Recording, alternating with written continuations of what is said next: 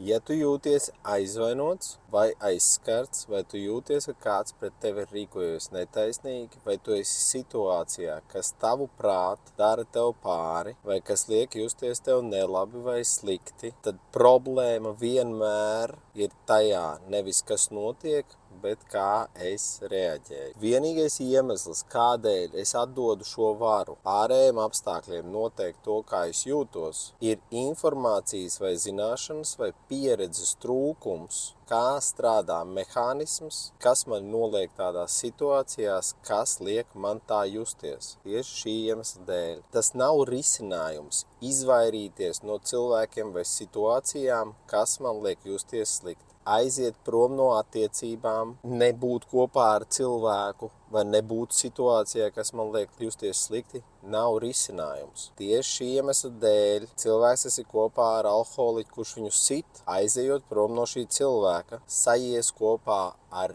jaunu cilvēku, kurš arī būs alkoholiķis vai pat tādu kļūs un sāks viņu sist. Tas ir tādēļ, kad iekšā cilvēkā, viņa prātā nav skaidrs mehānisms, no kurienes rodās šī situācija un kāpēc es viņā nonāku. Un tas ir tādēļ, ka mums tādos brīžos nav skaidrs sapratnes, vai mēs neatceramies, vai mēs aizmirstam, vai mēs negribam atzīt to, ka vara ir mūsos un ka mēs veidojam pasauli. Un tas, kā es reaģēju šīm situācijām, nosaka to, kādas uz priekšu viņas būs. Un tas, kādas situācijas man ir šobrīd, ir no tā, kā es esmu reaģējis iepriekš. Svarīgākā nianse. Reakcija ir nevis formā, bet iekšējā attieksmē. Tas ir enerģētiskā piesaiste pie reakcijas. Es varu bļaut, bet enerģētiski nejusties tik nokaitināts, kāds skan tas bļāviens. Un es varu nebļaut un reakcijā domāt, ka es reaģēju